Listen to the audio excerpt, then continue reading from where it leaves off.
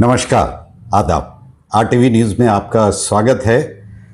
दीपावली की हार्दिक शुभकामनाएं आप सबको।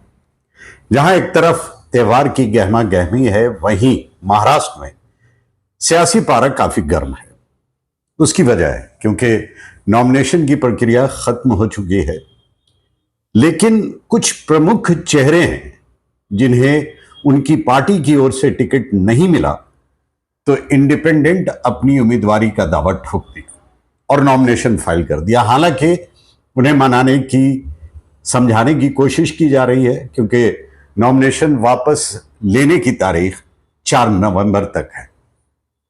वो प्रमुख जगह मैं आज शुरुआत करूंगा मुंबई और मुंबई के आसपास का जिक्र आपसे करता चलूं, जहां वो चेहरे चुनावी मैदान में हैं जो काफी लंबे समय से राजनीति करते रहे और पार्टी के लिए बहुत कुछ किया है, विधायक और सांसद भी रहे, लेकिन पार्टी ने उन्हें नजरअंदाज कर दिया।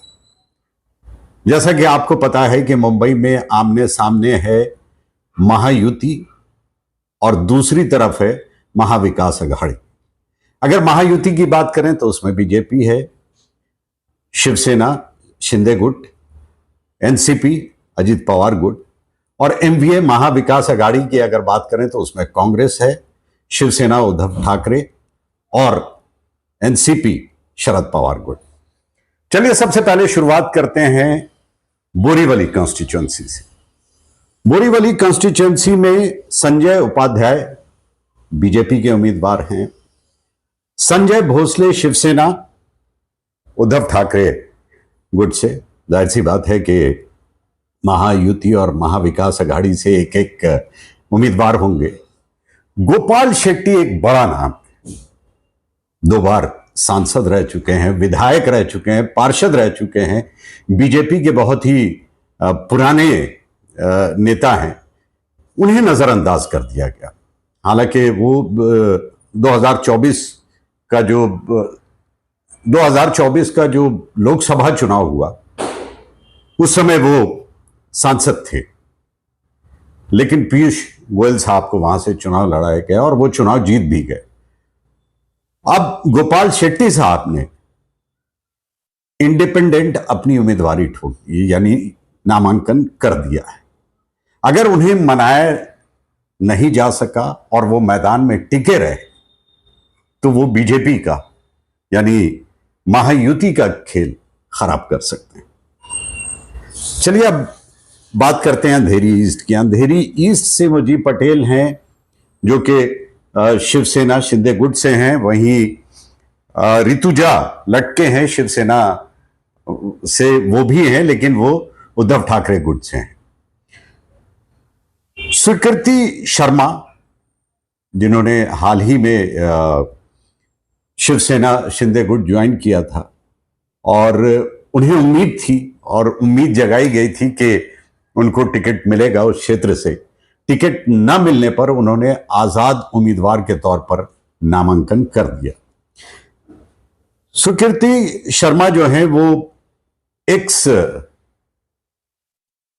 एनकाउंटर स्पेशलिस्ट प्रदीप शर्मा की वाइफ हैं और सोशल वर्क काफी करती रहती हैं, तो उनकी अच्छी पकड़ है कॉन्स्टिट्यूएंसी में, तो ये खेल बिगाड़ सकती है। उसके बाद मानखुर्द में ये वो बड़े चेहरे हैं जिनकी वजह से खेल बिगड़ सकता है महायुति का। चलिए मानखुर्द की बात करते हैं। मानखुर्द में काफी इंटरेस्टिंग हो गया है। इंटरेस्टिंग इसलिए हो गया है कि वहां से सिटिंग एमएलए हैं अबू आसिम आजमी। अबू आसिम आजमी का ताल्लुक समाजवादी पार्टी से है। इंडिया अलायंस जो नेशनल लेवल पे है, समाजवादी पार्टी उसमें कांग्रेस के साथ है, तो नेशनल लेवल पे यहां की अगर बात करें तो महाविकास अघाड़ी और महायुति है। ऐसे अगर देखा जाए नेशनल लेवल पे तो एनडीए और इंडिया अलायंस के बीच मुकाबला है। तो वहां पे सुरेश पाटिल हैं जिनको शिवसेना शिंदे गुट से टिकट दिया गया है। लेकिन इसमें इंटरेस्टिंग यह है कि नवाब मलिक जो कि मनी लॉन्ड्रिंग के मामले में जेल में थे। हेल्थ ग्राउंड पे उन्हें बेल दिया गया है और वो भी चुनावी मैदान में है। हालांकि उनकी जो कॉन्स्टिट्यूएंसी है उन्होंने अपनी बेटी को दे दिया है और वो मानखुर्द से चुनाव लड़ रहे हैं और इंडिपेंडेंट है।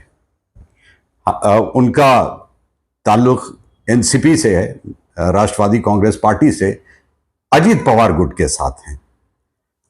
तो चूंकि उस गुट से यानी महायुति से सुरेश पाटिल मैदान में है तो सवाल ही नहीं उठता, लेकिन वो भी मैदान में टिके हुए हैं, वो भी खेल बिगाड़ सकते हैं। चलिए अब चलते हैं, मुंबई से सटे मीरा भाईंदर है। मीरा भाईंदर में भी काफी इंटरेस्टिंग हो गया है। यहां से जो दो उम्मीदवार हैं, एक कांग्रेस से मुजफ्फर हुसैन और भारतीय जनता पार्टी से नरेंद्र मेहता। मुजफ्फर हुसैन कांग्रेस पार्टी में ही हमेशा रहे और नेशनल लेवल की भी, राष्ट्रीय स्तर पे भी राजनीति करते रहे, एमएलसी रह चुके हैं और पार्षद रह चुके हैं और पिछली बार भी चुनावी मैदान में थे। अगर बात की जाए नरेंद्र मेहता की, तो नरेंद्र मेहता भी चुनाव क्या विधायक रह चुके हैं। 2019 के समय वो सिटिंग एमएलए थे। लेकिन एक और बीजेपी से हैं, गीता जैन, थी बीजेपी से, अभी नहीं है, लेकिन वो बीजेपी की बहुत ही पुरानी कार्यकर्ता हैं। बीजेपी से उनका बहुत पुराना संबंध, पुराना ताल्लुक है। 2019 में जब उनको टिकट नहीं दिया गया तो आजाद उम्मीदवार के रूप में उन्होंने चुनाव लड़ा और नरेंद्र मेहता, मुजफ्फर हुसैन दोनों को हराकर वो चुनाव जीत गए। उन्होंने समर्थन शिवसेना को दिया चुनाव जीतने के बाद और शिवसेना शिंदे गुट में है, उम्मीद और सिटिंग एमएलए है। तो उम्मीद ये जताई जा रही थी कि उनको टिकट महायुति देगी क्योंकि वो पुरानी बीजेपी से हैं और सत्ता में इस वक्त महायुति है, महायुति से जुड़ी हुई हैं।